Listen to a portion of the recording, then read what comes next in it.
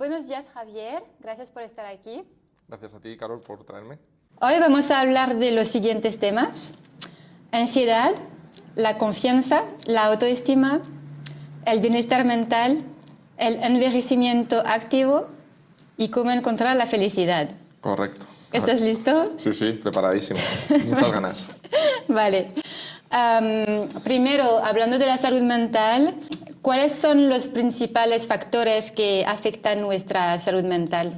Bueno, podríamos señalar varios, ¿no? Es decir, lo que yo considero que estamos viendo mucho en la sociedad es cómo diferentes factores externos nos pueden estar de alguna manera provocando, ¿no? Determinadas situaciones de ansiedad y estrés. Ejemplos: la deseabilidad social, las redes, cómo hoy en día queremos estar a la altura y a las expectativas de todo y de todos. Ya no solo por nosotros mismos, sino por lo que también en muchas ocasiones se proyecta, ¿no? Los Reels, TikTok, Instagram, vidas perfectas que nos hacen querer vidas perfectas.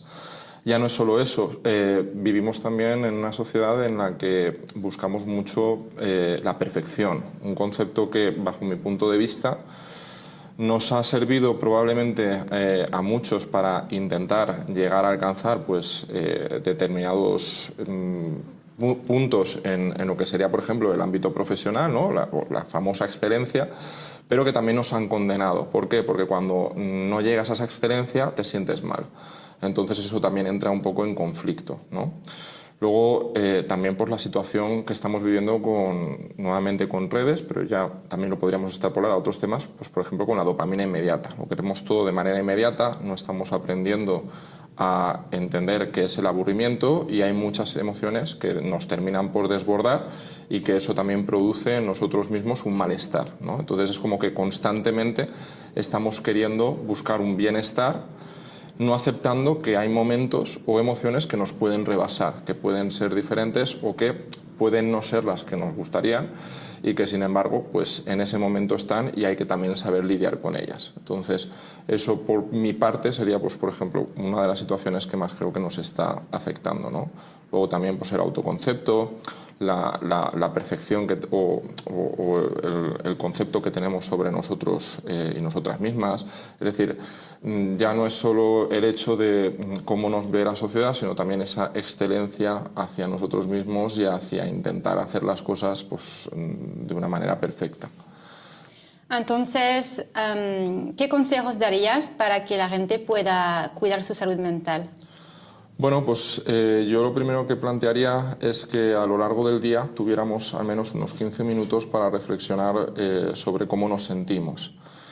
Estamos en un punto en el que hemos dejado de sentir o hemos dejado de pensar hacia nosotros mismos porque la tecnología nos permite que los momentos incómodos tengamos algo en lo que poder ocuparnos, en lo que poder distraernos. Entonces, hemos dejado de reflexionar a lo largo de nuestro día cómo nos sentimos, cuáles son nuestros objetivos, qué nos gustaría, quién nos ha sonreído, quién nos ha generado bienestar. Hemos agradecido a lo mejor un momento bonito con nuestro amigo o nuestra amiga, o hemos disfrutado del café verdaderamente estando in situ en ese momento, o nos hemos dejado llevar un poco por otro tipo de situaciones o otro tipo de estímulos y hemos ido de alguna manera, ¿no? Encadenando situaciones y no hemos sido capaces de analizar nuestro entorno. Entonces, una de las cuestiones que yo plantearía mucho es volver a centrar la perspectiva en el presente.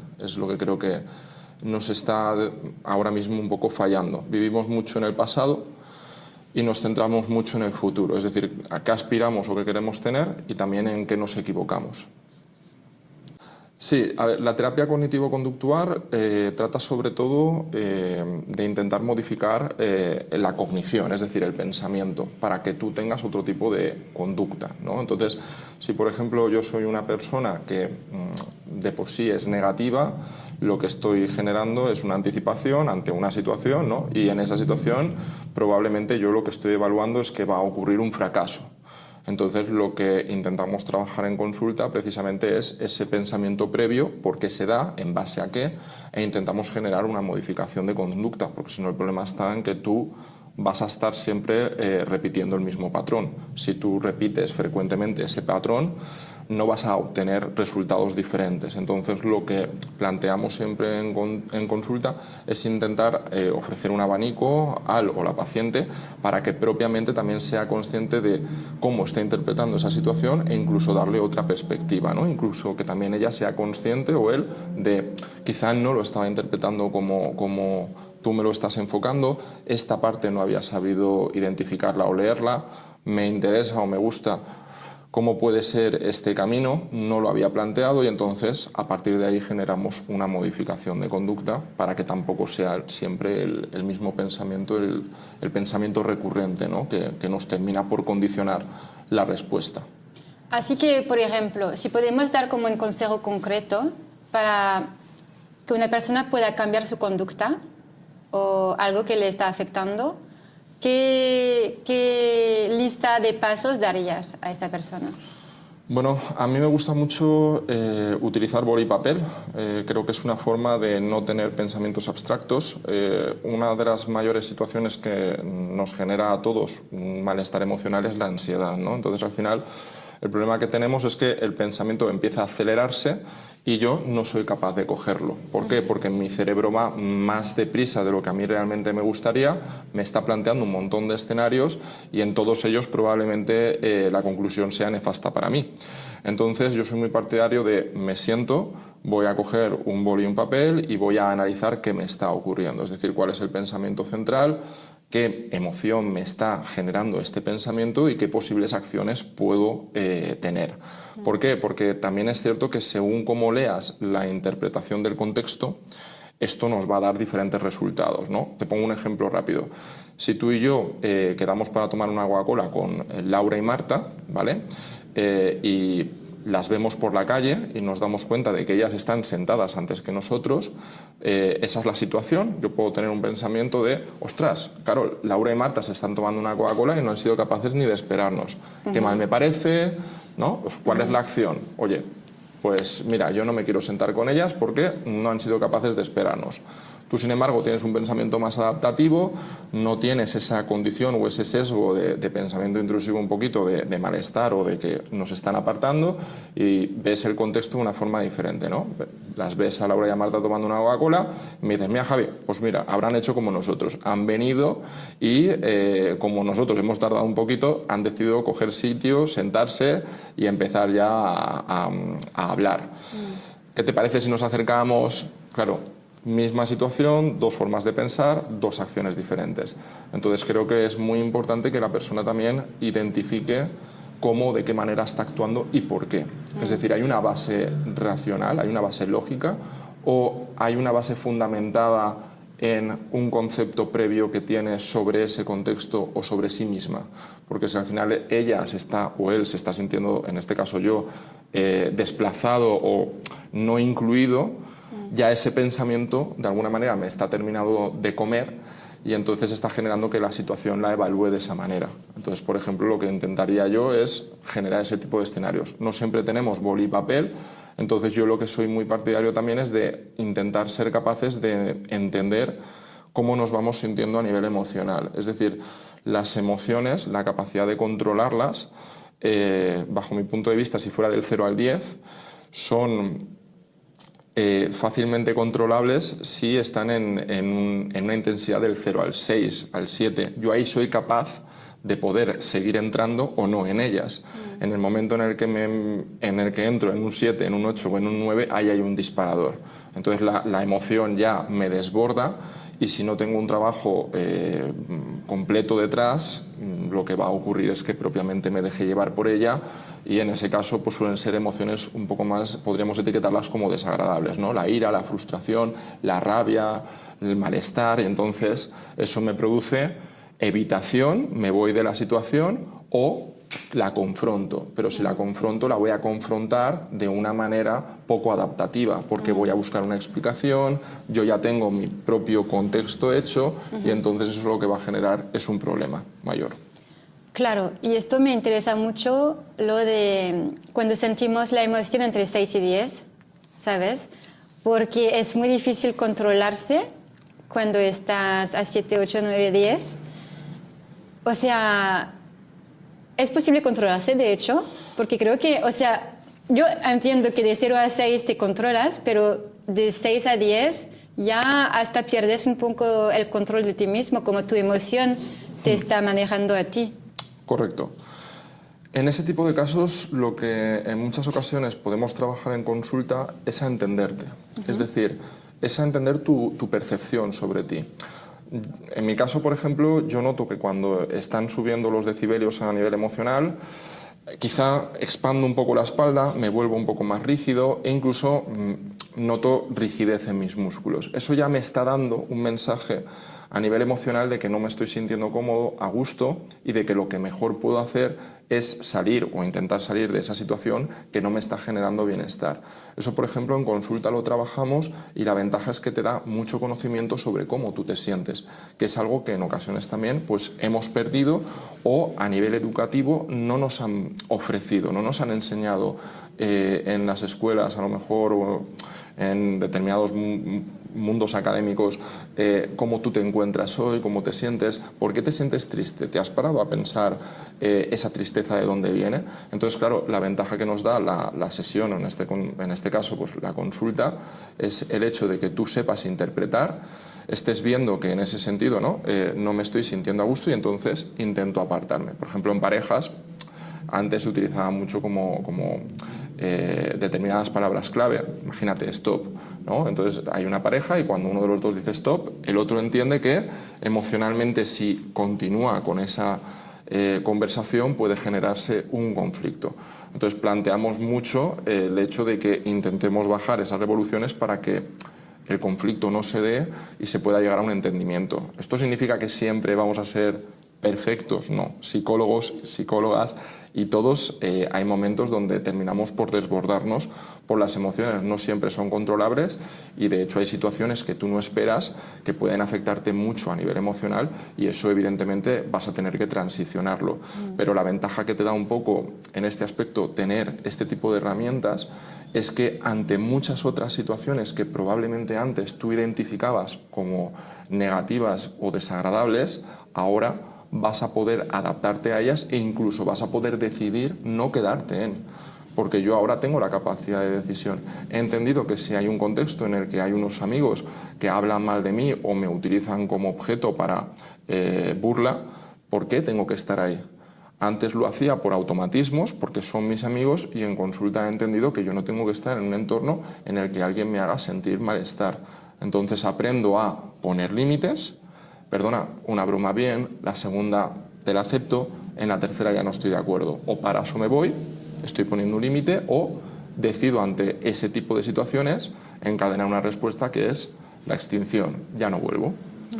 Si me preguntas de manera muy asertiva, te diré que no estoy cómodo contigo porque suelo ser el objeto de burla. Entonces aprendemos mucho a ser adaptativos y a tomar decisiones. Nos da mucho miedo tomar decisiones porque siempre analizamos pues, cuáles pueden ser los posibles resultados de ellas y en la gran mayoría de ocasiones solemos anticipar algo negativo o desagradable. Entonces aquí la ventaja que le da un poco la consulta al pensamiento es el hecho de abrir como ventanas o puertas a otro tipo de experiencias que también te pueden enriquecer y entonces te favorecen un contexto.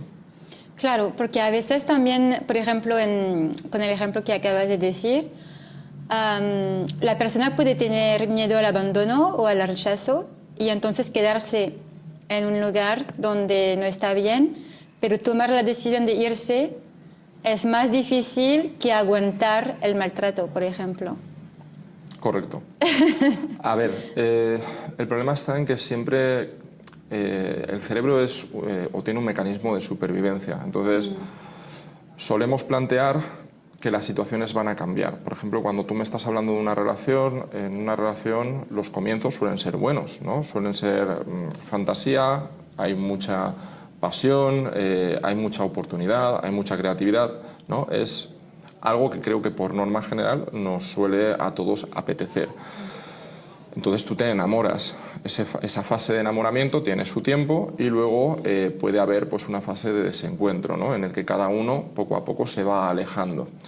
Claro, si ahí no reencauzamos la situación, tú te puedes quedar un poco anclado en tu pasado, es decir, esta persona era importante para mí, recuerdo mucho el comienzo, pero se me olvida o no caigo en que a día de hoy no hay comunicación, cada uno está disperso, mirando el teléfono móvil, no nos buscamos, etcétera, etcétera. Entonces, hay que ser, no sé si la palabra es valiente, pero sí te diría más bien decidido y sopesar mucho la capacidad que vas a tener de poder tomar esa decisión y saber que no hay ninguna decisión que sea irreversible. Es decir, a veces también en terapia podemos utilizar la separación terapéutica, por ejemplo, que es ir poco a poco, que cada uno vaya generando un espacio individual y siendo conscientes de que, por ejemplo, esto les puede ayudar a entender si siguen echando de menos o no a la otra persona, o cómo se van encontrando, y a partir de ahí poner unas fechas y evidentemente ir avanzando. No puedes dejar a alguien anclado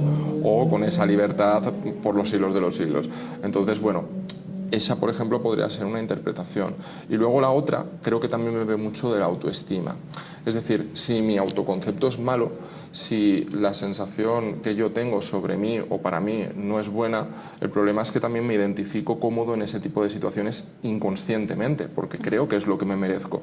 Si a mí de pequeño me han tratado mal o menos bien, yo de mayor no tengo por qué entender que me tienen que tratar de una forma diferente. Soy adaptativo y evidentemente lo que hago es correlacionar. Si en mis experiencias pasadas me trataban mal, en mis experiencias futuras me tratarán mal, pero yo eso lo entiendo como la normalidad. Nadie me ha explicado que, por ejemplo, levantarme la voz o a lo mejor burlarse de mí son situaciones que yo no debería de tolerar, porque evidentemente me están generando a mí un malestar y una dependencia emocional, porque además mi autoestima ahí está viéndose muy reducida y me estoy completamente volviendo dependiente de esa otra persona que está un poco, ¿no?, actuando sobre mí. Entonces ahí yo trabajaría, por ejemplo, mucho el autoconcepto y el autoestima para que la persona se sienta capaz de poder tomar una decisión libre, pero sobre todo consciente del valor que tiene, porque en ese contexto no está identificando su valor. Claro. Pero ¿no piensas que a veces la gente no se da su valor porque se siente que es un poco arrogante? Es decir, porque darse su valor, que sea por ejemplo en el trabajo, si en tu trabajo no te tratan bien, o con tu pareja o lo que sea, pensar, yo merezco mejor, merezco más que esto, o merezco algo mejor que esto, también es una parte un poco arrogante, ¿sabes? Claro, pero ahí yo diferenciaría un poco la arrogancia con la asertividad. La asertividad es también otra de las herramientas que utilizamos mucho en consulta.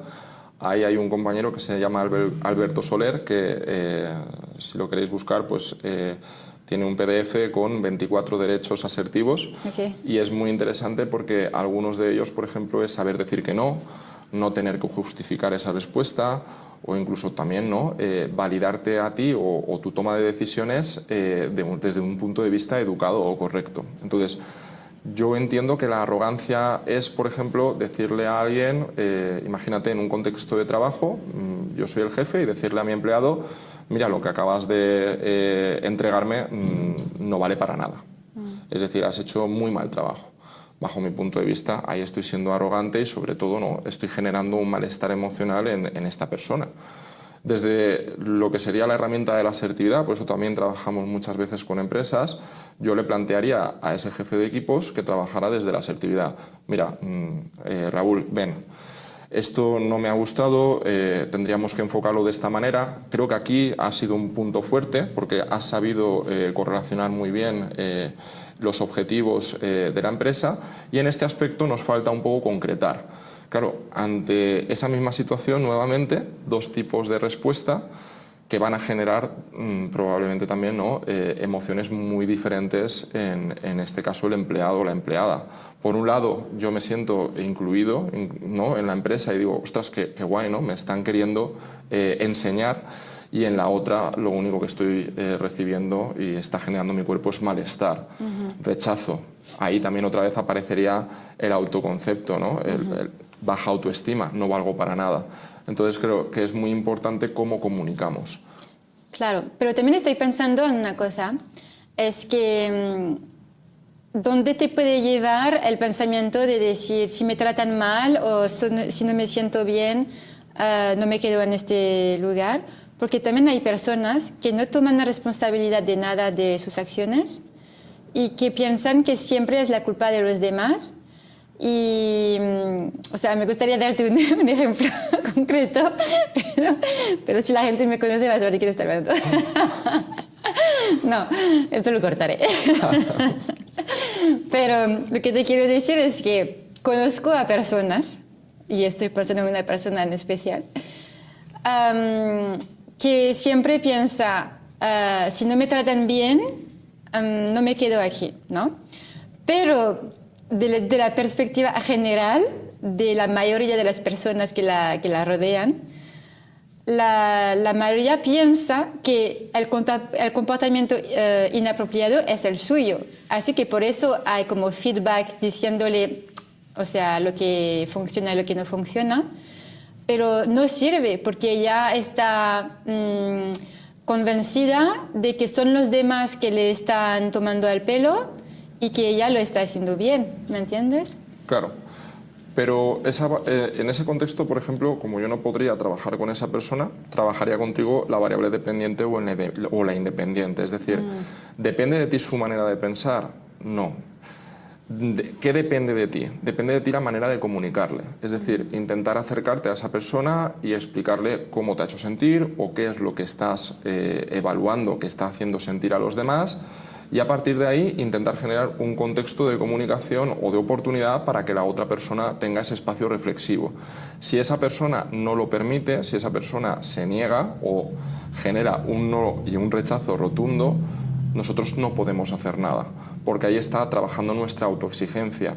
Me estoy responsabilizando de una situación porque la otra persona no es capaz y como yo estoy muy acostumbrada o acostumbrado seguramente a ser resolutivo, esta es una ocasión más en la que me voy a cargar yo a nivel emocional de esta situación para conseguir llegar a un fin, que es el del entendimiento. Claro, pues yo trabajaría en consulta contigo, porque con la otra persona no ha venido a consulta, el hecho de que entendamos que hay variables que sí dependen de ti y variables que no. Entonces, si tú te has acercado, si tú has intentado comunicarte de una manera asertiva, si has intentado darle ejemplos, si has intentado explicar cómo también te ha hecho sentir no solo a ti, sino a otras personas a nivel emocional, y además se ha hecho en un contexto pues individualizado en el que tampoco hay una exposición pública o 5 personas contra una haciéndole ver que no se está comportando bien, si la otra persona genera un rechazo, probablemente es que ahí sí que está teniendo una actitud egoísta o una actitud muy cerrada a la oportunidad de generar espacios de reflexión y de entendimiento. Entonces, simplemente valida su decisión y el problema que tiene eso es que es un pensamiento en muchas ocasiones radical, no te está dando la oportunidad de cambio. Entonces, ¿qué ocurre? Que probablemente en cuanto algo no le guste, volverá a generar un entorno nuevo o diferente porque no quiere tampoco exponerse a situaciones de crítica constructiva o no pretende ser adaptativo en determinadas situaciones en las que pues, con un poco de conversación podríamos llegar a un entendimiento. Entonces, claro, eso sí es cierto que es un modelo difícil de poder compensar o de poder trabajar si tampoco se abre a la oportunidad. De hecho, probablemente a lo mejor si tú te acercas a él o a ella, pues a lo mejor también te plantearía la decisión de que el problema no es suyo, sino de los demás. Claro, es una forma también mucho más fácil de tener un pensamiento simple y responsabilizar al mundo de todo lo que ocurre. De esa manera tu felicidad o tu situación de control, tu situación de confort es otra. ¿Por qué? Porque pones como una especie de paraguas. Las responsabilidades para otros. Yo lo estoy haciendo todo bien. Y eso creo que también debería hacernos o permitirnos reflexionar. No lo hacemos todo bien. Sí, y creo que es muy importante lo que has dicho, que no podemos cambiar a la otra persona y también para nuestra paz mental, ¿no? Porque estamos hablando de salud mental y de cómo cuidar nuestra salud mental y nuestra paz mental. Ver dónde está nuestro límite, es decir, aquí es mi responsabilidad, pero esto no es mío, no es mi responsabilidad. Y es decir, quitarte este peso, ¿no?, de encima, porque es lo que dices, hay mucha gente que, hay personas muy independientes o resolutivas, sí, que quieren cambiar una situación y que se van a hacer cargo de la responsabilidad del otro para cambiar una situación, y es donde pierden esta paz mental y es donde tienen aún más ansiedad porque están intentando controlar algo que no es controlable. Correcto. Y creo que esto es como el mejor tip, es darse cuenta que está entre tus manos y lo que no está entre tus manos. Y hay que aceptar y ver la realidad y aceptar la realidad. Y yo creo que esto te da una paz mental porque en el momento en el que te descargas de este peso, en plan, este peso no es mío, te sientes mucho mejor. Y dejas de sobrepensar, que es lo que tú también has identificado de manera muy correcta y acertada, porque en ocasiones este tipo de situaciones lo que nos hace es, o lo que nos lleva es a tener ese sobrepensamiento, y el problema del sobrepensar es que en la gran mayoría de escenarios la responsabilidad nos la damos a nosotras o a nosotros mismos. Entonces, ¿qué ocurre? Que estoy buscando ser resolutivo, estoy buscando, ¿no?, el fin de la acción, y el problema está en que en muchas ocasiones no depende única o exclusivamente de mí. Pero claro, como también tenemos a veces ese modelo de autoexigencia y de perfección, si esa persona no es capaz de dar su brazo a torcer o de intentar tener esta conversación conmigo, yo estoy programado para intentar hacerlo pues de una manera individual y conseguir llegar a la meta, que es el hecho de que haya un entendimiento. Entonces también en consulta trabajamos mucho en entender que hay emociones y hay variables que no dependen de nosotros, y que también hemos de saber soltar, porque si no, emocionalmente nos implican probablemente pues emociones que nos hagan desbordar. Claro. Y yo he estado en esta situación de intentar hacer el trabajo de dos personas y te cansas. O sea, más que te agobias, te cansas y pierdes salud mental, salud física. Y, o sea, fue una buena experiencia ahora que pasó. Pero sí, es real. Es decir, que porque si haces el trabajo de varias personas, obviamente te va a salir mal. Ahí lo que has hecho es, o lo que has tenido es un aprendizaje, y la ventaja del aprendizaje cuando eres consciente es que propiamente en otra situación vas a intentar tener un tipo de respuesta diferente, pero has generado conciencia. En muchas ocasiones lo que vemos en la población es que no generamos conciencia de que esa situación nos ha ocurrido, y en consecuencia lo que hacemos es repetir el patrón, con lo cual salimos de un escenario y entramos en otro. Lo que hemos de saber es precisamente identificar con aquello que no nos hemos sentido bien para intentar que no se reproduzca en el futuro, porque si no, estamos volviendo a caer un poco en el mismo conflicto. Claro, pero bueno, creo que tenemos que pasar varias veces pues, por las mismas experiencias, ¿sabes? Sí, o sí, sea, muchas. ¿Sabes? Y yo creo que en mi caso no era la primera vez, pero que con más experiencias y con la edad y tal, en algún momento te das cuenta, ¿no? Pero, y también porque cuando caes muy, muy, muy bajo, cuando te afecta hasta tu salud mental, tu salud física, es cuando empiezas a tener un poco miedo, ¿no?, de lo que podría pasar, y es cuando, o sea, al final, cuando hay un momento de crisis, puede ser muy duro, pero al mismo tiempo es una gran oportunidad para ver que hay un problema y cómo solucionarlo. Correcto. Me gustaría hablar de la autoestima, porque está relacionada con todo lo que hemos hablado, ¿no? Vale, mira, una cosa que trabajo mucho en consulta es la voz en off, ¿vale? Te explico el concepto de voz en off, que tiene que ver mucho con autoestima. Nosotros cuando somos pequeñitos, por norma general, ¿no?, pues tenemos a nuestros padres que nos suelen guiar, ¿no?, en las diferentes etapas. Pero cuando llegamos a la etapa adulta, esa voz en off, ¿no?, o esa voz de nuestros padres, mejor dicho, desaparece. ¿Por qué? Porque tú ya eres mayor de edad, ahora ya tienes que empezar a responsabilizarte. Claro, la voz en off se ha construido en base a nuestras experiencias. Entonces, ¿no?, es esa voz que cuando suspendíamos un examen nos decía: tienes que hacerlo mejor, no te has esforzado lo suficiente, deberías haber obtenido pues, una mejor calificación. Si, por ejemplo, en un contexto relacional, ¿no? Pues no me ha gustado que hicieras esto, no has estado bien, etcétera, etcétera. Claro, cuando nos encontramos en un contexto adulto, nosotros tenemos una voz en off, ¿no? Esa voz en off, como te decía, o bebe en base a nuestras experiencias.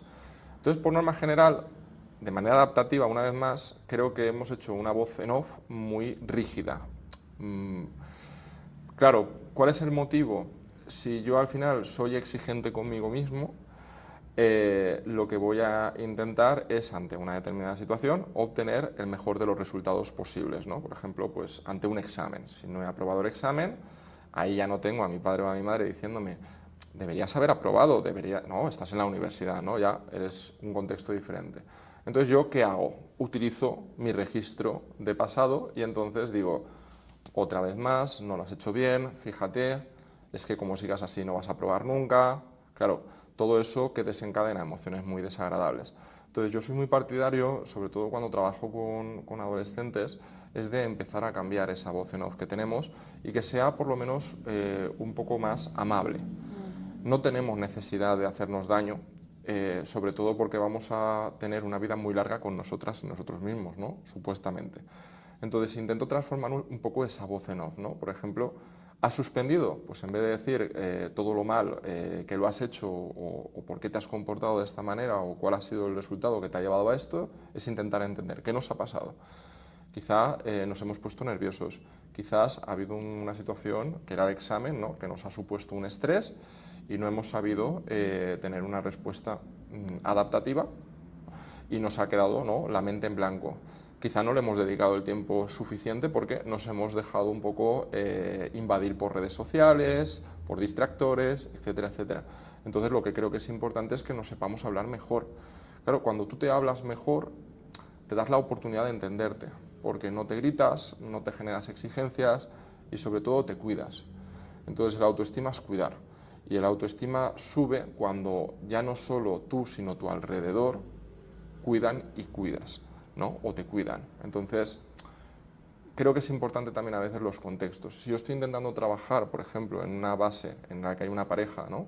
En este caso ella, estoy intentando subir el autoestima, estamos trabajando el hecho de que sepa poner límites, el hecho de que sepa validarse, el hecho de que tome decisiones firmes y aparece su pareja y le intenta, ¿no? Invalidar o le intenta quitar la capacidad de tomar decisiones o incluso cuando hace algo que supuestamente no es correcto o adecuado, le recrimina, le riñe o discuten, nos están quitando las herramientas que inicialmente estamos planteando, ¿no? Entonces ahí ya abriríamos otro escenario a si eso es conveniente o no.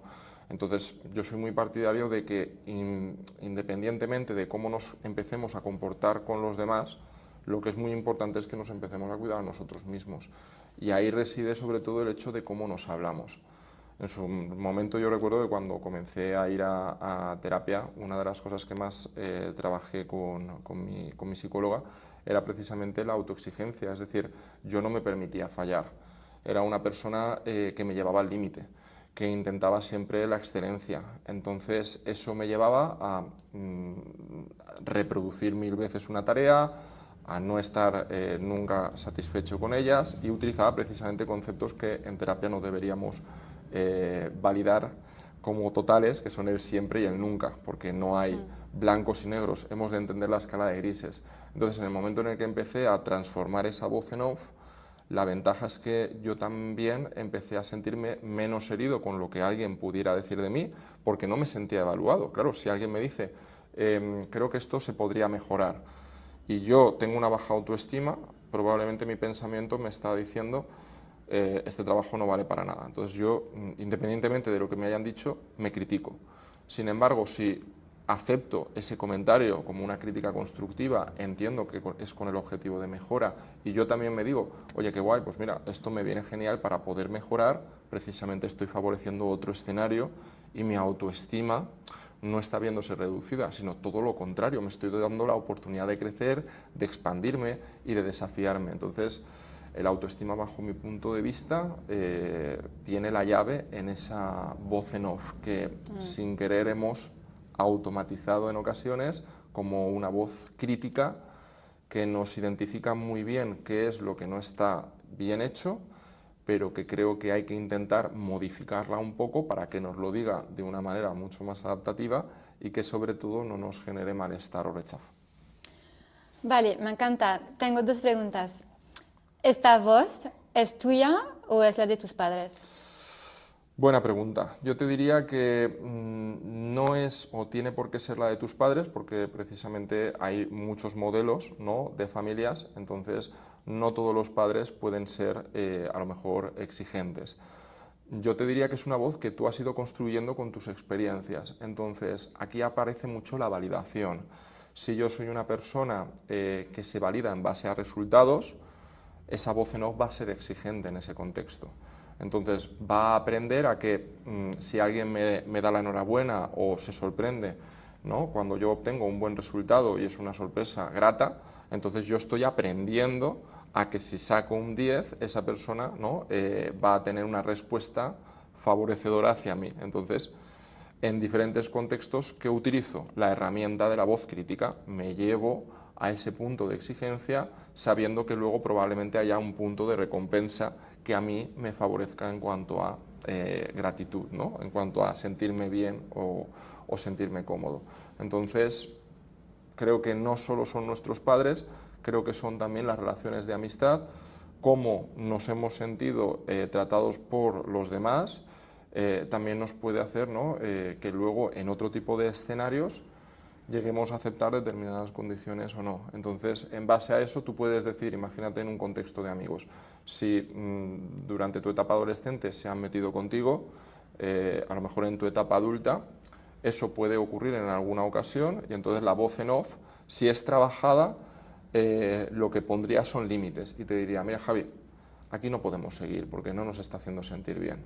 Sin embargo, si la voz en off no está trabajada, lo que te va a decir es, te lo mereces. Esto es lo que realmente has vivido en tu adolescencia. ¿Qué esperabas? ¿Que fueran diferentes contigo? ¿Por qué? Si realmente es lo que tú has vivido, te van a tratar así, es lo que hay. Entonces, claro, esa voz, cuando tú te la estás diciendo, ¿qué te hace? Te rompe la autoestima completamente, te deja muy vulnerable, porque no te estás hablando bien en un momento en el que necesitas que precisamente tú mismo seas esa persona que te arrope, porque encima nos cuesta mucho pedir ayuda. Estamos muy predispuestos a poder ayudar a los demás, pero somos muy limitantes a la hora de pedir ayuda por miedo a cargar a los demás de esa responsabilidad afectiva, ¿no? Entonces, bajo mi punto de vista, trabajaría mucho el cambio de voz. Ayer, por ejemplo, tenía una paciente que ella evaluaba su recorrido de vida de una manera muy agresiva, ¿no? Por ejemplo, entrábamos en un escenario en el que ella planteaba que todas sus decisiones habían sido incorrectas. Entonces yo le planteaba precisamente darle la vuelta a la tortilla y decirle, bueno, pero ¿esta decisión dónde te ha llevado? Te ha llevado a la oportunidad de decidir si quieres hacer esto o esto. Esta decisión te ha llevado a salir de casa.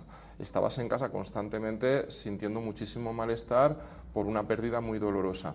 Esta decisión te ha llevado a volver a conectar con un viaje. Esta decisión te ha vuelto a llevar a tener la sensación de querer conectar a nivel emocional con otras personas.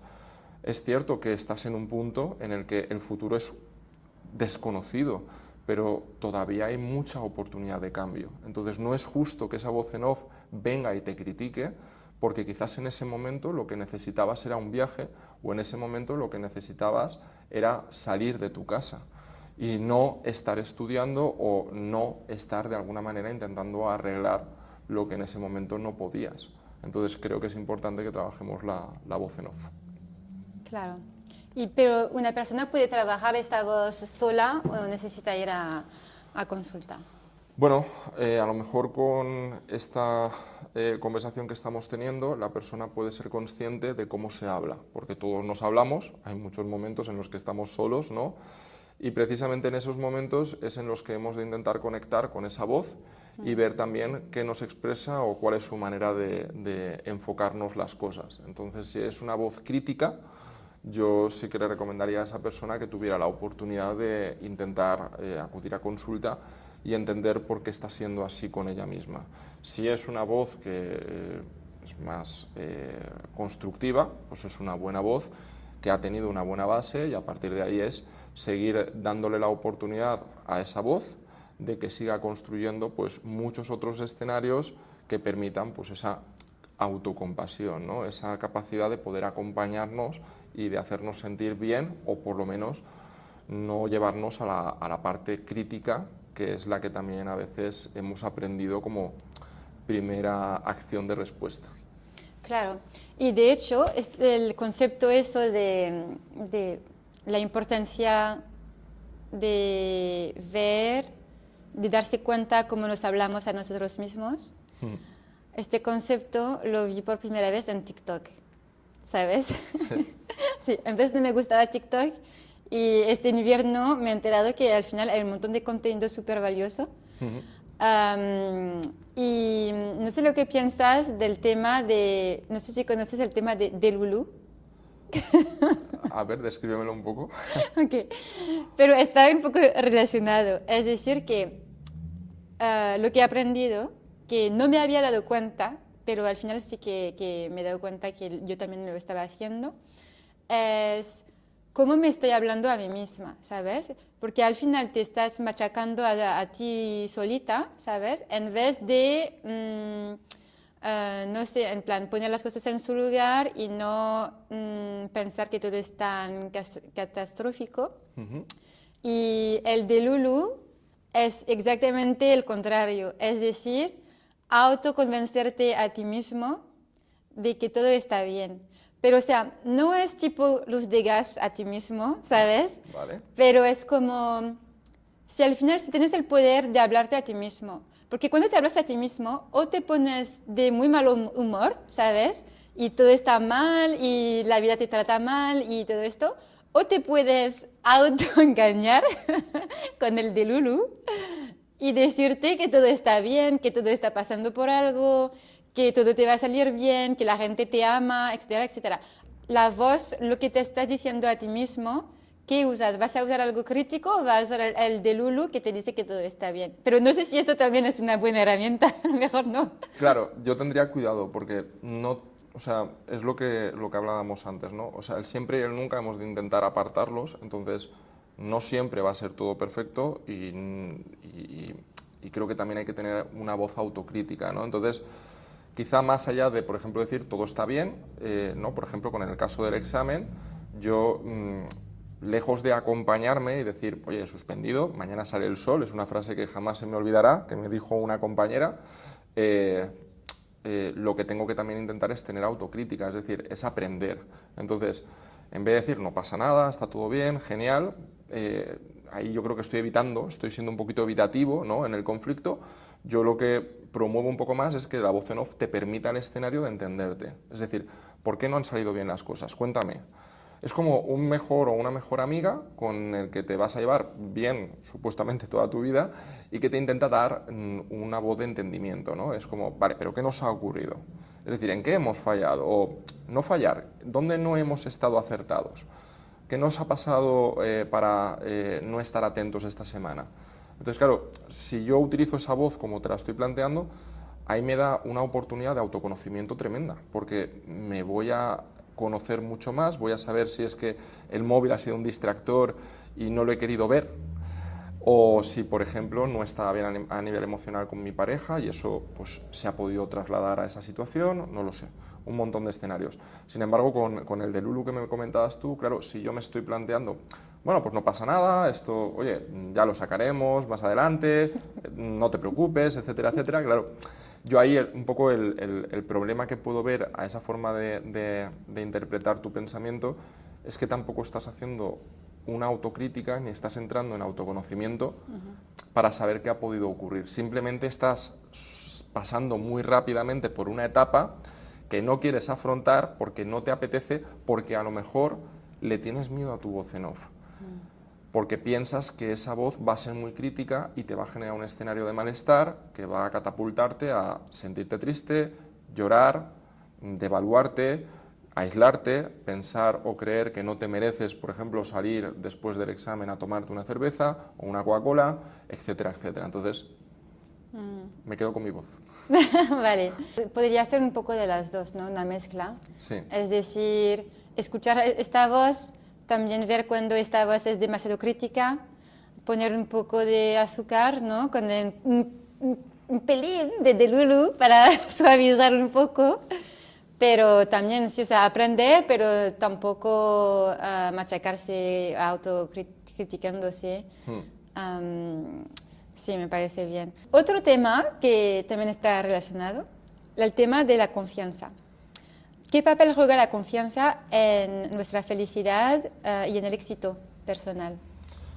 Yo te diría que es un papel importante, es probablemente uno de los estandartes, ¿no?, que hemos y podemos tener. Entonces, de hecho, hay en ocasiones pacientes, ¿no?, que tú te das cuenta de que en el ámbito laboral se sienten muy seguros, muy confiados, pero por ejemplo en el ámbito relacional es como que son una persona completamente diferente y aparecen muchas inseguridades que terminan un poco por deformarlos, ¿no?, o hacerles generar pues, situaciones de reflexión. Entonces yo te diría que la confianza es importante y la tenemos que trabajar todas y todos. Y no es solo con logros, porque aquí es donde a veces también asociamos mucho como si fuéramos una vida deportiva, ¿no? Parece que los resultados, somos resultadistas, que dirían aquí en España, entonces si los resultados son positivos hay confianza, si no, se pierde. Yo creo que también hay un punto muy importante de aprendizaje, es decir, no todos vamos a ganar, ¿no? Siempre, porque evidentemente pues para que haya un ganador tiene que haber alguien que no haya ganado. Entonces, de unos años, o hace unos años, diferentes personajes públicos, en este caso deportistas, pues por ejemplo Rafa Nadal o en su momento Luis Enrique, me gustó que también aportaron un poco un concepto de no siempre voy a ganar y eso no significa que haya dejado de estar en la élite o de que sea un fracasado o de que no esté haciendo las cosas bien. Es que puede haber otra persona que lo haya hecho mejor que yo y lo único que puedo hacer es darle la enhorabuena. Y eso es un concepto que a mí me gustó y que también me marcó mucho porque empecé a entender que no tengo que evaluar o evaluarme a mí mismo por haber obtenido un resultado o no, porque entonces simplemente ahí estoy teniendo un pensamiento simplista y estoy analizando que si lo logro soy bueno, si no, no lo soy. La confianza lo que nos tiene que dar es la oportunidad de tomar decisiones. Entonces, cuando yo tengo baja confianza, no soy capaz ni de decidir el menú. A lo mejor estoy con mi pareja o con mis amigos, decidid por mí. Entonces, en consulta que intentamos ir trabajando poco a poco la confianza. Baja, haz un viaje, decide dónde ir, qué hacer, toma decisiones pequeñas para que poco a poco vayas forjando esa capacidad de poder enfrentarte a decisiones más grandes sin generar tanta inseguridad. Entonces es como ir de menos a más. Y claro, muchas veces, ¿no?, en consulta te plantean, ya Javi, pero no es lo mismo tomar una decisión de qué menú voy a comer hoy a me quedo en España o me voy fuera a trabajar, ¿no? Y claro, lo que le intento hacer ver al paciente o a la paciente es precisamente tomar una decisión pequeña, es la piedra angular para que propiamente cuando vengan decisiones más complejas, tú vayas viendo que independientemente a el menú que hayas escogido, esté bueno o malo, lo que has hecho es tener un aprendizaje.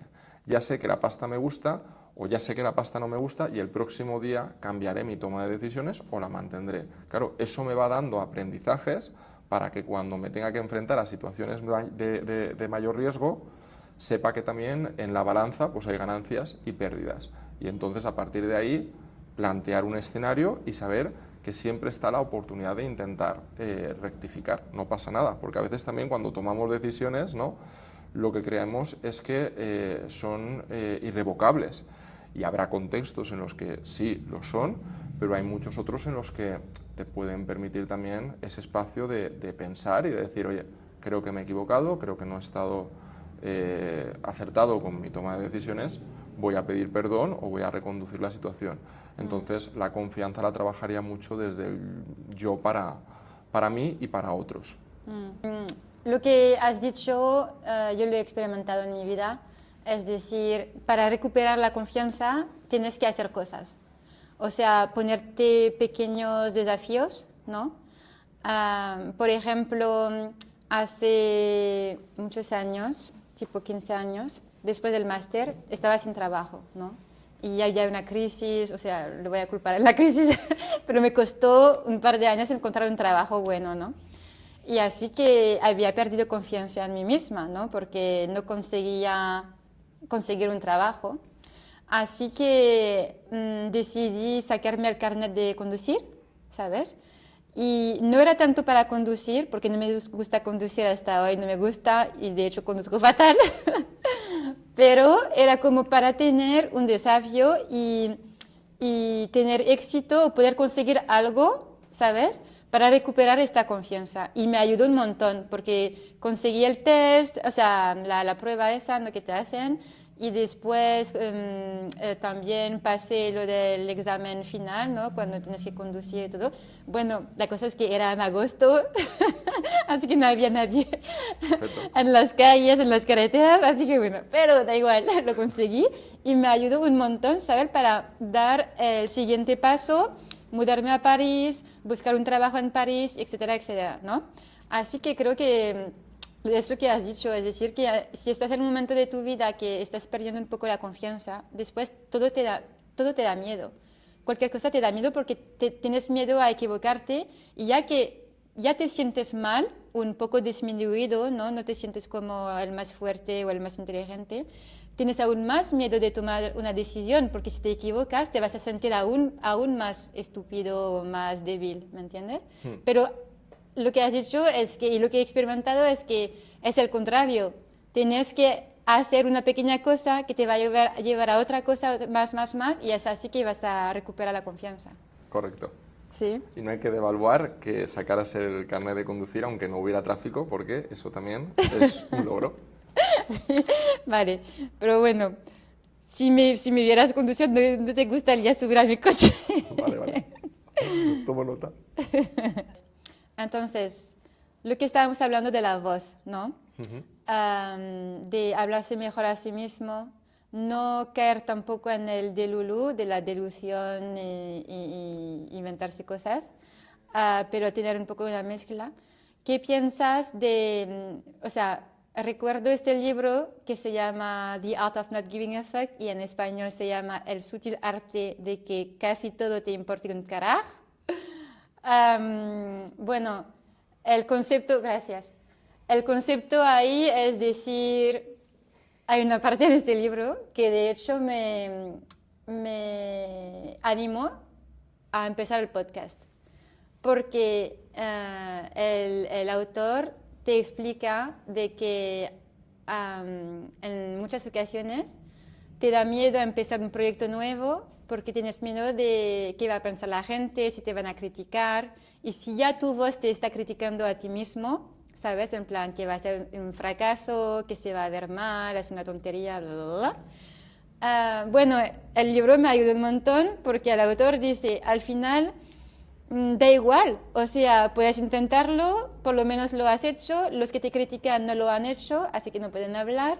Y así no te quedas exacto, no te quedas como hubiera tenido que intentarlo hace 10 años y cosas así. Así que es más que te dé igual lo que piensan los demás y que te quites un poco esta voz, ¿no?, que te critica demasiado y que te exige demasiado. Y a mí me ayudó porque tenía como unos miedos, ¿no?, antes de empezar y después de leer el libro pensé, vale, lo voy a hacer porque al final da igual, lo hago, si sale bien, bien y si está mal, pues es un aprendizaje. Vale, ¿sabes? pero ahora lo he entendido mejor, fíjate, ahí hemos reconceptualizado la voz, es decir, ha habido un reaprendizaje por tu parte. Tú inicialmente estabas teniendo una voz crítica, una voz en off, que te generaba malestar, que te generaba mucha inseguridad. Aparece el concepto de deseabilidad social, ¿no? Mucha gente cuando se expone inicialmente a redes y tiene pocos seguidores o personas que le estén escuchando, pues puede también de alguna manera condicionar a que otras personas hablen. Fíjate, se quiere subir al carro de los influencers, etcétera, etcétera. Entonces tú, ante esa situación, ¿qué haces? Ya estás anticipando que eso puede ocurrir y esa voz lo que te está poniendo es en alerta. Lo que estoy entendiendo en este libro es que te están intentando reconceptualizar la voz para no te preocupes, y hazlo aunque sea con miedo. Es decir, inténtalo, es una experiencia, es una oportunidad de aprender. Te escuche 1 o 100 personas, ya es algo que tú puedes considerar como incluso agradecimiento. Vas a aprender en este caso, pues por ejemplo, ¿no?, a poner los focos, a hacer una grabación, a cortar. ¿Es algo que te puede servir luego en tu trayectoria o en tu experiencia de vida? Pues probablemente sí. ¿Te llevas a lo mejor conversaciones interesantes o gente a la que has conocido? Pues probablemente también. Entonces yo ahí creo que, y quizá el contenido del libro también es el de cambiar esa voz que tenemos un poco todos, ¿no?, con ese automatismo de enseguida decirnos que no vamos a acertar, que va a ser incorrecto o que la gente no se va a sentir comprometida con tu proyecto, por ejemplo, y que eso pues te va a causar a ti un malestar. Entonces lo que te está diciendo es, frena, vamos a hacer las preguntas correctas. ¿Te apetece? Cuando piensas en la idea del podcast, ¿te genera ilusión? ¿Crees que puede ser un proyecto personal que te haga salir un poco de tu rutina o te haga sentir de manera diferente? Si es que sí, adelante. Todo lo demás es ruido. Entonces te está permitiendo aislarte del ruido de fuera para propiamente centrarte en lo que para ti sería un proyecto personal.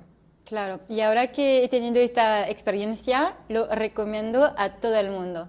¿Sabes? Primero, leer el libro, pero segundo, también hacer algo que te apetece, aunque tengas miedo al fracaso y tal, porque vas a ser más orgulloso de ti mismo porque lo has intentado y a lo mejor va a salir bien, ¿sabes? Así que, no sé, es una experiencia de vida que he tenido hace poco y que me gusta compartirla con la gente, ¿no?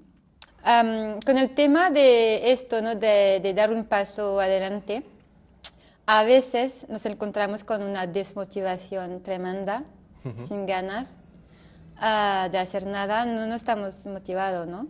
Y bueno, ¿cómo se puede recuperar la motivación cuando nos sentimos estancados en la vida? Claro, ahí esto bebe mucho de la falta de autoestima y de confianza, ¿no? Es decir, yo no me siento seguro, no me siento capaz y entonces eso hace que probablemente mi toma de decisiones se posponga por los siglos de los siglos, ¿no? Lo que conocemos un poco hoy en día como la procrastinación, que está tan de moda. Entonces, por ejemplo, esto lo veo mucho en adolescentes que, lejos de tomar decisiones que pueden ser importantes para su futuro o que les pueden hacer tomar un camino diferente, se suelen ocultar mucho en los videojuegos.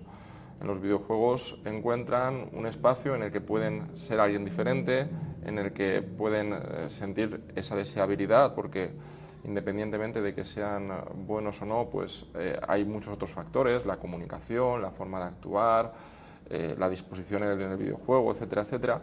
Y entonces lo que hacen es buscar otro tipo de, en este caso, de contextos para procrastinar en sus tomas de decisiones.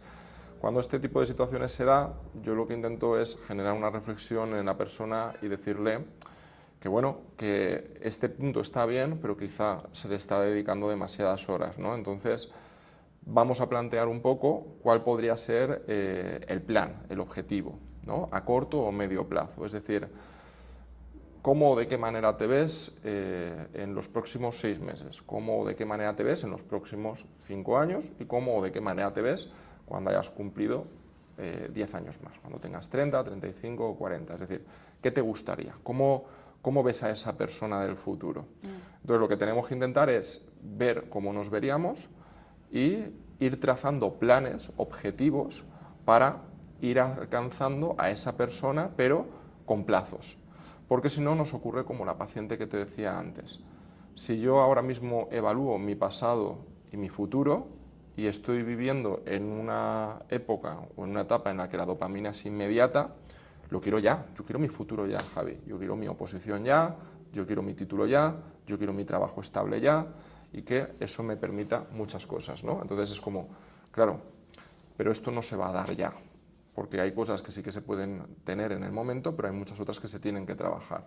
Entonces, si tú quieres tu oposición, vamos a ponernos plazos, vamos a ponernos objetivos, vamos a ver cómo podemos transicionar por toda esa etapa de una manera correcta o adecuada que te haga sentir bien, o que te haga saber que estás acompañado o acompañada, o que te haga saber enfocar cuáles son los logros dentro de ese objetivo principal. Entonces yo soy muy partidario de vamos a ver cuál es el escenario que tenemos actualmente y hacia dónde queremos encaminarnos. En muchas ocasiones nos podemos encontrar con que la persona está muy inapetente, tiene una autoestima bastante rota e incluso tiene una falta de confianza, ¿no?, fuerte. Entonces lo que planteamos es un escenario mucho más adaptativo. Pues vamos a recuperar esa sonrisa, esa alegría, vamos a recuperar ganas, vamos a ir viendo que somos capaces de entrar en diferentes entornos y todo irá llegando poco a poco.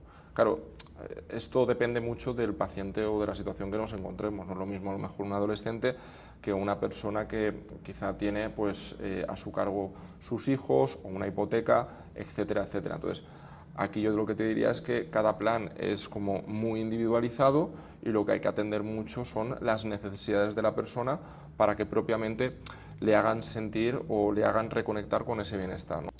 ¿Qué piensas del uso de ChatGPT? Porque te voy a decir algo.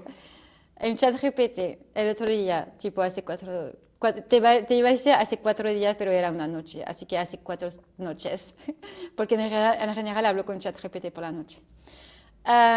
Es mi psicólogo gratis. Bueno, no lo recomiendo, pero está muy bien. A mí me sirve. Bueno, el otro día le he puesto lo que estaba haciendo en mi día a día, ¿no? Deporte, hábitos de salud, alimentarios, todo esto, ¿no? Y le he dicho cómo va a ser mi vida en 5 años y en 10 años si sigo haciendo lo mismo, ¿sabes? Y después me ha salido lo que me va a pasar, ¿sabes? Si iba a tener una enfermedad o cómo iba a ser físicamente, si sigo con el mismo plan, si hago lo mismo todos los días. También ChatGPT, como hablo con él desde hace un año, sabe que estoy haciendo el podcast, así que básicamente me ha dicho como una predicción del futuro de dentro de 5 años y 10 años. Y esto me ha ayudado, me ha motivado a cambiar unos hábitos. Porque obviamente si ChatGPT te sale que si sigues haciendo esto, tal vez en 10 años vas a tener una enfermedad de, no sé, X, pues cambias tus hábitos, ¿no? Tu manera de vivir, tal vez vas a hacer más deporte o vas a cambiar lo que estés comiendo o bebiendo, cosas así, ¿no? Así que, no sé, ¿qué piensas del uso de la inteligencia artificial en psicología y en motivación y todo esto? Vale, yo te diría que hay que tener mucho cuidado con ella porque precisamente lo que te ha generado ChatGPT es una anticipación, ¿no? Y como tú también has sabido contextualizar, es una proyección de tu futuro, claro. Pero hay variables dependientes e independientes que por mucho que tú hayas tenido un recorrido con ChatGPT, pueden no haberse tenido en cuenta o que pueden aparecer de manera inverosímil, ¿no? Es decir, fortuita. Entonces, quizás ChatGPT no plantea que de repente alguien aparezca por la puerta, se haya quedado muy satisfecho con el primer episodio del podcast y a lo mejor te diga, mira, nos vamos a ir a Bali con gastos pagados y quiero que sigas haciendo esto, pero en ese contexto.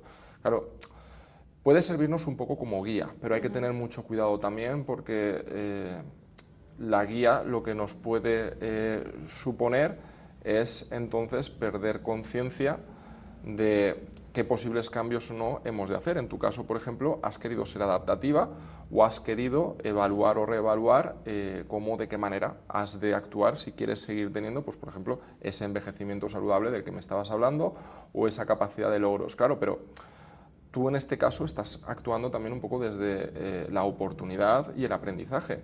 Si esto lo hiciera una persona con una baja autoestima o que no tuviera una confianza plena en él o ella, si ChatGPT me está diciendo que dentro de 10 años mi vida va a seguir siendo mala o va a tener relativamente pocos cambios, me puede dar pensamientos muy intrusivos y negativos o desagradables porque no me está dando la oportunidad quizá de entender que yo soy el mecanismo de acción para poder actuar y generar un cambio, ¿no? Entonces, creo que la herramienta para determinados contextos puede ser interesante, pero, por ejemplo, en base a lo que tú me has dicho de que hay personas que sí que la están utilizando, justamente también con adolescentes, hablaba un poco de este escenario, ¿no? Entonces yo les planteaba lo siguiente.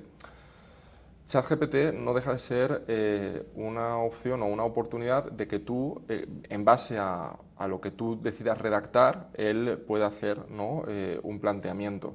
Claro, si tú no tienes las palabras adecuadas, si tú no tienes el conocimiento o no tienes la personalidad desarrollada, aquí hay muchas carencias. Porque yo, si te evalúo, si te genero algún tipo de escala o te puedo plantear algún tipo de diagnóstico, a partir de ahí también incluso encuentro, ¿no? O conozco pues, tus variables, tus respuestas emocionales, etcétera, etcétera, y puedo hacerme una idea de cómo planificar o plantear las sesiones sucesivas, ¿no? Entonces, claro, ChatGPT todo eso no lo hace a día de hoy. ChatGPT lo único que trabaja es con lo que tú escribes.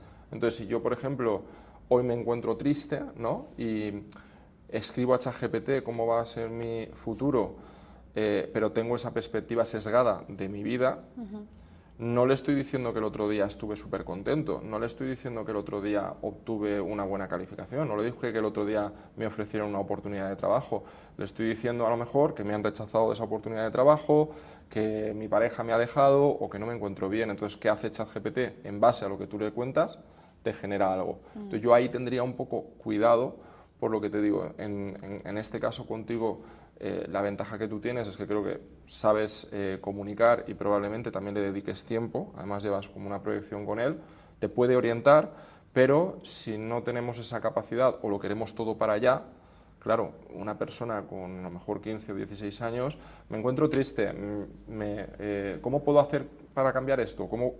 No le estás dando información suficiente, ¿no? Y sobre todo creo que ahí lo que estamos perdiendo mucho, bajo mi punto de vista, es la capacidad de entender las emociones. Es decir, lo estamos racionalizando todo mucho, lo estamos evaluando ya como un proyecto y a mí ahí lo que me está faltando es entendernos a nivel emocional más o incluso tener una voz que te pudiera acompañar en el proceso para que también te permitiera a ti abrir un escenario en el que tú pudieras dialogar contigo misma, te sintieras segura y sobre todo no juzgada, porque una de las cosas que creo que a veces, o por las que se recurre a ChatGPT, es porque no tienes la sensación de que te juzguen. La ventaja que te da es que al final es una máquina, entonces, ¿no? O es una IA.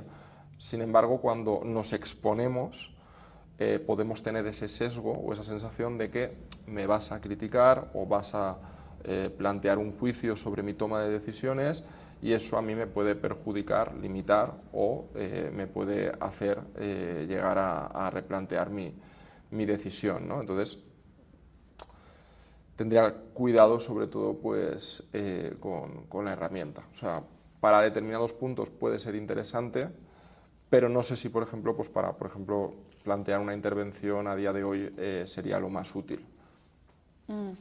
No creo que haya mucha prevención. Es decir, que lo que te estoy contando no soy la única, hay mucha gente que lo está haciendo. Lo sé. ¿Sabes?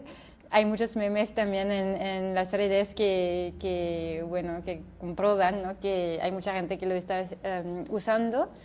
Y así que no piensas que la inteligencia artificial vaya a reemplazar a los psicólogos, o piensas que es posible en el futuro.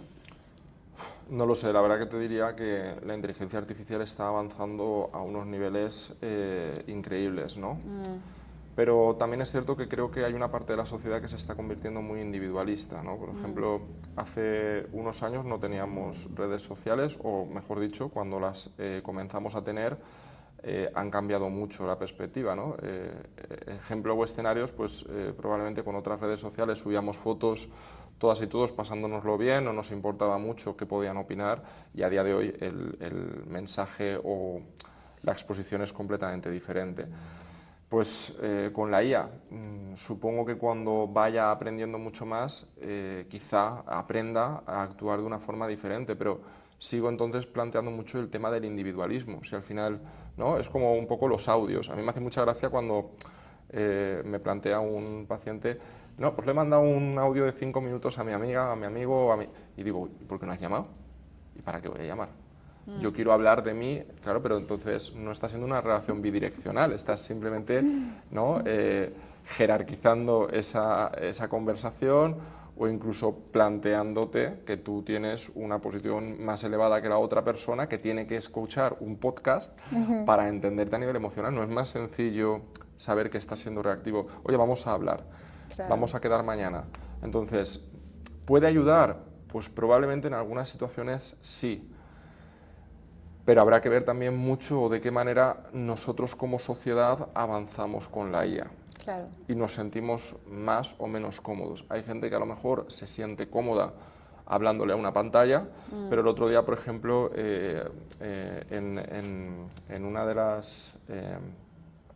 las clases que daba con los chicos en la universidad, planteaba que hay compañeros, ¿vale? Que de alguna manera hacen o ofrecen sus servicios de acompañamiento, de terapia, pseudoterapia, todo esto, por chat. Yo decía, qué pena, porque ¿cómo me sentiría yo a nivel emocional? Perdón, que toca a nivel emocional, ¿cómo me sentiría yo si estoy contando, por ejemplo, que me ha dejado mi pareja a una pantalla? En ese momento yo creo que necesitaría que una persona me estuviera escuchando, que tuviera una escucha activa, que en sus ojos reflejase atención, que estuviera viendo cómo, de qué manera podemos transicionar el dolor, cuáles son las posibles alternativas de respuesta ante esa situación que para mí ha sido desfavorable.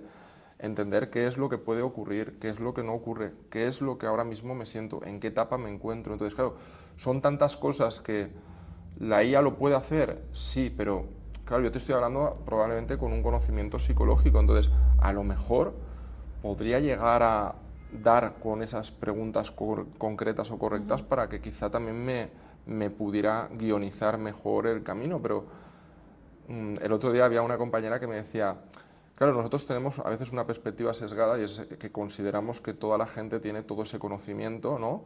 Y entonces actúan de la misma manera o tienen la misma capacidad de comprender que nosotros, pero no tiene por qué ser así.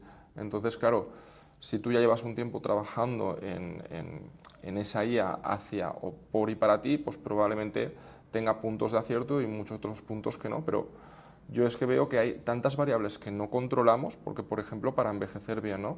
La IA te puede plantear que si tú llevas un envejecimiento saludable, que si haces un deporte regular, que si dejas de consumir alcohol o cualquier otro tipo de sustancias, pues probablemente vayas a envejecer de una manera mucho más satisfactoria, pero claro, la IA no está contando que, por ejemplo, toquemos madera, mañana me atropelle a alguien y me genere una limitación. Y entonces en ese momento, ¿qué hago? ¿Vuelvo a reconceptualizar a la IA para que me vuelva a dar otra posible situación? Uf. Yo de momento creo que no la utilizaría para esto. O sea, por ejemplo, para a lo mejor dar una planificación me siento bloqueado, ¿no? Cuando hablábamos de la confianza o de la capacidad de toma de decisiones. Pues a lo mejor le puedo decir a la IA, mira, me gusta el deporte, me gusta que sea grupal, me gusta que sea al aire libre. ¿Qué me recomiendas? Porque me encuentro bloqueada o me encuentro bloqueado. Y entonces de repente te dice, mira, pues Javi, en la playa de la Malvarrosa tienes unos equipos de voleibol geniales, tienes el rugby en el río, puedes practicar algún tipo de deporte colectivo como el fútbol en las universidades. Y entonces a mí me está favoreciendo la oportunidad de, oye, diferentes contextos en cuales me puedo sentir más cómodo. Pues ahí, por ejemplo, me parecería útil. A nivel emocional, yo creo que todavía está muy por descubrir. Vale, tal vez usarlo, a lo mejor. No lo sé, no lo has usado todavía, ¿no? Yo la he usado en alguna ocasión pues para, sobre todo, temas laborales. Sí, pero digo, ¿no lo has usado para preguntarle algo que le preguntarías a tu psicólogo? No, la verdad que Pero no. deberías intentarlo para ponerte en el lugar de tus pacientes o de los adolescentes o la gente que lo está haciendo, para que veas el tipo de respuesta que obtienes, ¿sabes? Claro. Porque lo que yo veo es que yo también he ido a terapia, he tenido no sé cuántos psicólogas. Bueno, y la cosa es que lo que yo veo, si pregunto la misma cosa que he preguntado a mis 3 psicólogas, es que la sensación que yo tengo es que ChatGPT te da la respuesta. Es decir, en vez que tú la busques con tu experiencia, con tu reflexión, ¿sabes?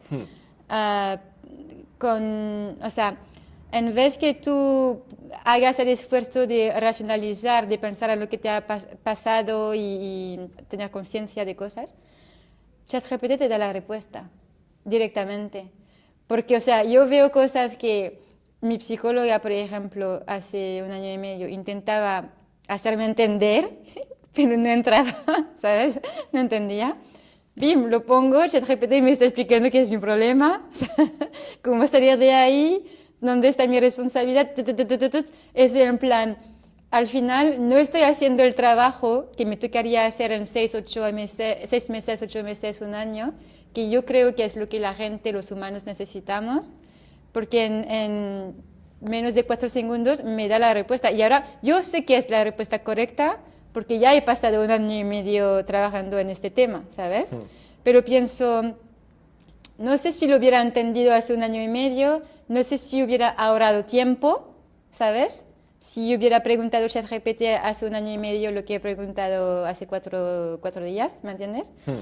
O tal vez no lo hubiera entendido porque solo lo puedo entender ahora porque he hecho 1 año y medio de terapia, no lo sé. Pero lo que yo veo es que lo que te dice ChatGPT no es lo que te va a decir tu psicólogo, creo, porque tu psicólogo te da más como una imagen de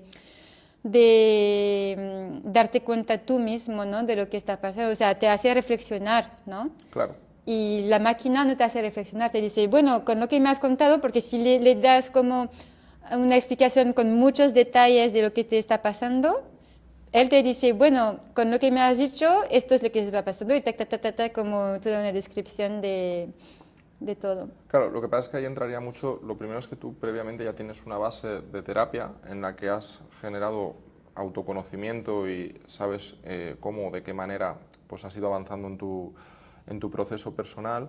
Entonces, ChatGPT no deja de abrirte otros posibles escenarios, pero claro, aquí ocurren muchas cuestiones, ¿no? Por ejemplo, la primera es que, como tú dices, al final es una máquina, entonces es un punto de lectura. Claro, ¿cómo interpreto yo lo que me están diciendo? Por ejemplo, para mí es muy importante la alianza terapéutica en terapia. ¿Por qué? Porque en ocasiones nos encontramos que un paciente viene y se ha sentido juzgado, ¿no? En su momento, pues una paciente vino de otro compañero o compañera y se sentía con muchísimo malestar, había sido infiel y eso le había producido, ¿no? Un sentimiento muy fuerte de culpa. Pues en esa primera toma de contacto, ¿no? Ella no se sintió nada cómoda porque se sintió juzgada y de alguna manera parecía que se le estaba intentando guionizar a tener que exponerse y a tener que resolver el conflicto de una manera que ella no estaba dispuesta. Cuando llega, en este caso a mí, yo intento generar esa alianza terapéutica, intento generar un acompañamiento y sobre todo intento apartar la culpa, que es una emoción. Claro, ChatGPT te puede dar muchos contextos, te puede dar mucho conocimiento, pero puede no hacerte entender determinadas emociones de una manera o de otra, porque al final el punto emocional lo tenemos también nosotras y nosotros, ¿no? Como quizás, en este caso, profesionales. Entonces, claro, yo ese acompañamiento lo puedo llegar a entender, entre comillas, cuando ya ha habido un proceso previo o de base y a lo mejor son problemas de índole menor y tú también te has trabajado mucho pues, tu voz crítica, tu autoestima, tu autoconcepto, etcétera, etcétera, pero si de repente ChatGPT te dice algo y tú no estás en un momento bueno, puedes sentirte precisamente vulnerable y eso te puede herir o generar un malestar, ¿no? Y en terapia yo creo que lo que encontramos es precisamente un profesional que se vuelca en ti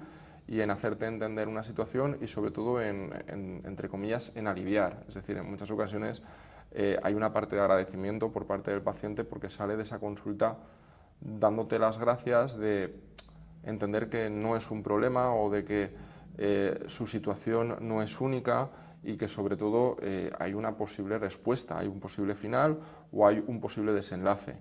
No sé si ChatGPT, aunque te lo dijera, puede llegar a generarte a nivel emocional lo mismo, ¿no? Porque bajo mi punto de vista, claro, dependería mucho de tu interpretación de las palabras como para que también te pudiera hacer o desprender de la culpa, ¿no? En el caso de esta paciente que te decía, pues imagínate que ChatGPT le plantea, bueno, pues tienes varias opciones, esta o esta. Claro, pero ¿y ella cómo actúa o de qué manera actúa? Va a seguir preguntándole a ChatGPT, ya, pero ¿y esto? Pero ¿y esto? ¿Y esto? Claro, va a seguir planteando un montón de escenarios. Y lo que también aprendemos en muchas ocasiones en terapia es que escenarios hay infinitos, todos los que tu mente decida plantear. Ahora, lo que tienes que también es empezar a tener seguridad y convicción en que el que decidas es en el que vamos a trabajar, independientemente de que luego podamos dar saltos a otro tipo de escenarios, ¿no? Entonces, yo creo que todavía está un poco en pañales y sobre todo creo que le falta mucho la capacidad de entendernos a nivel emocional, porque las emociones también son muy individuales. Lo que, por ejemplo, a mí me puede hacer sentir bien, a lo mejor a ti no. A mí me encanta tomarme un café a mediodía y a lo mejor tú eres mucho más partidaria de tomarte un té. Entonces, por mucho que ChatGPT me conozca, hay momentos que yo controlo a nivel emocional porque yo ya he aprendido a atender mis emociones y sé en qué punto se encuentran.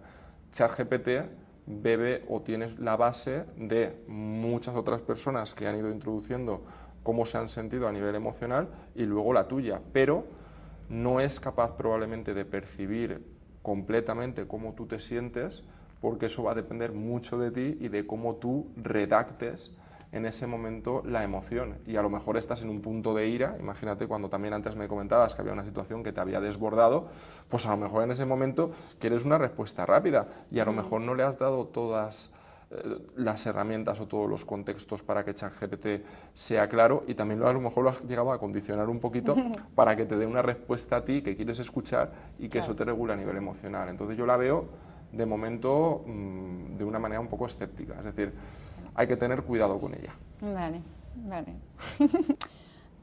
He visto que te has especializado en el trabajo con adultos mayores y también que eres experto en el tema del envejecimiento activo. Y todo el tema de envejecer bien me encanta. Así que te quiero preguntar varias cosas. ¿Cómo podemos hacer, o sea, qué consejos prácticos darías para mantener una mente sana a lo largo de los años y para cuidar de nuestra salud mental y física en este proceso, ¿no?, de envejecimiento? Bueno, pues yo te plantearía que lo primero que intentaría trabajar es, por ejemplo, el autoconcepto, es decir, que haya una parte de autocompasión, que nos entendamos y que tengamos esos espacios para saber qué queremos y qué no. Cuando he trabajado con el adulto mayor, de los mayores aprendizajes que me llevo es que en muchas ocasiones nos plantean que el tiempo pasa volando y que en ocasiones nos podemos arrepentir, ¿no? Entonces esto no es ahora que tengamos que hacerlo todo porque si no el día de mañana tendremos esa sensación, pero sí que si tenemos realmente algo que nos está impulsando a querer actuar, que lo hagamos. En tu caso, por ejemplo, el podcast. Entonces, por un lado trabajaría mucho el cómo me siento, qué necesidades tengo, qué me apetece. Luego también trabajaría un poco a nivel social, es decir, conforme nos vamos haciendo mayores, la deseabilidad social yo creo que se va quedando a un lado. Cuando estamos en etapas de adolescente o de adulto emergente, pues es cierto que vivimos mucho en la condición de por y para los demás, aparece esa deseabilidad social en la que todas y todos intentamos gustar, y cuando nos estamos haciendo mayores yo soy muy partidario de que tengamos grupos que realmente merezcan la pena, grupos sanos, grupos en los que te diviertas, grupos en los que te escuches, grupos en los que no haya un teléfono móvil, grupos en los que realmente disfrutes de la experiencia y que te favorezcan el recuerdo, porque el recuerdo va a ser uno de los puntos más importantes que cuando envejezcamos, ¿no? Tendremos, sobre todo cuando trabajemos en retrospectiva. Luego también te diría que el deporte es importante, pero me alejaría un poco del deporte que también a veces las redes nos plantean, ¿no? Es decir, nos plantean un deporte demasiado estético o con fines muy estéticos. El otro día veía en una publicidad en YouTube precisamente un spot que era muy bonito, que era pues una persona levantando una pesa y una persona levantando una bolsa de compra. Quiero decir, al final el deporte tiene que ser funcional. Creo que los extremos pueden no ser buenos, pero sí es cierto que si nos cuidamos, precisamente lo que nos va a permitir es precisamente, ¿no?, poder mantener, por ejemplo, la capacidad de viajar. Hace poquito entrevistaron a una mujer mayor que es de Valladolid, que sorprendía mucho, eso no deja de ser un estereotipo edadista hacia la persona mayor porque se considera que no lo puede hacer, ¿no? Y sin embargo ella está disfrutando entre comillas, pues una nueva juventud porque se permite viajar, ¿no? Claro, se permite viajar porque se cuida, tiene una alimentación saludable y sobre todo, ¿no? Pues mantiene un estilo de vida activo. Claro, eso te da infinidad de oportunidades. Ahí hay una película de Netflix, no sé si se pueden recomendar, pero bueno, se llama Vivir 100 años, donde encuentran diferentes puntos azules y precisamente lo que evalúan un poco es lo que yo planteaba en mi doctorado, ¿no? en mi tesis. La parte social es muy importante, es decir, la parte de sentirte arropado o vinculado a personas que te hagan sentir bien o tener un bienestar suma. La parte de autoconcepto es muy importante, es decir, el hecho de que te sientas cómodo o cómoda contigo misma y sobre todo en tus tomas de decisiones va a hacer que vayas avanzando con una determinada seguridad. Y luego la parte física también es importante porque te permite precisamente ser funcional. Es decir, me quiero ir de viaje, puedo hacerlo. No voy a estar con la necesidad de sentarme cada poco tiempo en un banco, puedo subir unas escaleras y me siento completamente independiente y capaz de seguir disfrutando. Es decir, no tengo lo que en psicología conceptualizamos como profecía autocumplida, que vemos muchas veces en el adulto mayor, que conectan con la idea de como soy mayor ya no valgo, como soy mayor ya no lo puedo hacer.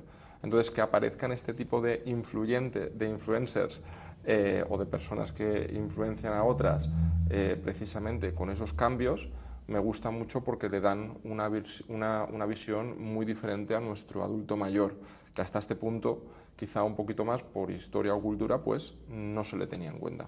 Claro, y de hecho, lo que acabas de comentar de poder subir la bolsa de la compra, yo empecé a hacer CrossFit y mucho deporte porque me di cuenta de que me costaba volver de Mercadona con la compra.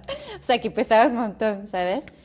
Y es cuando empecé a hacer mucho más deporte, no por algo físico, porque eso nunca me motivó, ¿sabes? O sea, algo estético, digo, algo estético nunca me motivó, pero porque pensé, lo que tengo ahora lo quiero tener dentro de 20, 30 años, claro. ¿Sabes? La posibilidad de ir al supermercado y volver con las compras, ¿sabes?, en las manos. Y al final es como todo, es decir, cuidar lo que tienes ahora, ver lo que es importante, la socialización, porque es verdad que con los años tenemos tendencia a estar más en casa, todo nos da un poco más pereza, salir, ya no queremos salir tanto como antes, pero o sea, mantener como un equilibrio con lo de la socialización, de salir de casa, del deporte, ¿no? Y que no sea algo estético, pero más en plan mantener lo que tienes ahora. Y de hecho, también creo que es con los años, antes seguía en Instagram influencer como chicas jóvenes en forma y tal. Ahora, la cuenta que me gusta, sigo otras cuentas y las cuentas que me gustan más son señoras mayores, ¿sabes? Y por ejemplo, me encanta la cuenta de Jane Fonda. Tiene 85 años y me encanta esta mujer, ¿sabes? Porque es activista, es guapísima con 85, o sea, se ha hecho retoques obviamente, pero da igual, se cuida, hace deporte, tiene una mente muy activa, es activista, se interesa todo el tema del medio ambiental y todo eso, el cambio climático, o sea, es genial. Pero yo pienso, cuando yo empecé a estar en las redes, que yo seguía chicas de 20 años que iban al gimnasio, y ahora con los años estoy en plan, lo que me motiva más y lo que sí me motiva es envejecer como esta persona. Y ahora estoy más enfocada en el envejecimiento activo, en envejecer de manera sana. Esta señora también que habla mucho de menopausia. Sí. O sea, todavía no me toca, pero estoy en plan, me encanta las cuentas esas de que te están enseñando a envejecer bien. Correcto. Con varios tipos, especialmente para una mujer, la menopausia o mantener una mente activa. O sea, porque Jane Fonda tenía 85 años, el cambio climático o sea, si somos sinceros, no le va a tocar, ¿sabes? O sea, un si vive 15 años más, bueno. Pero me encanta que esté tan activa y comprometida, ¿sabes?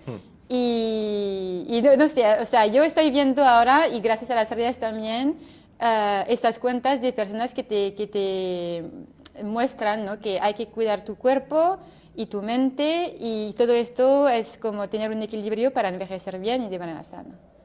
Yo eso lo he aprendido mucho con mi entrenador, de hecho fue uno de mis puntos de inflexión, y más allá de esa parte física que puedas obtener o que pueda mejorar, él siempre tiene un mensaje que a mí me ha calado muy hondo, que es el hecho de darme la oportunidad de desafiar a mi cuerpo, de que éste pueda seguir siendo funcional, de que pueda adaptarse a determinadas situaciones, y sobre todo de darme una oportunidad a mí de poder seguir disfrutando de muchos contextos que quizás si no me cuidase o quizás si no le dedicase esa atención, pues podría no mantenerlos, ¿no? Pues a lo mejor deportes colectivos o incluso irte a pasear por alguna ciudad desconocida y estar durante horas.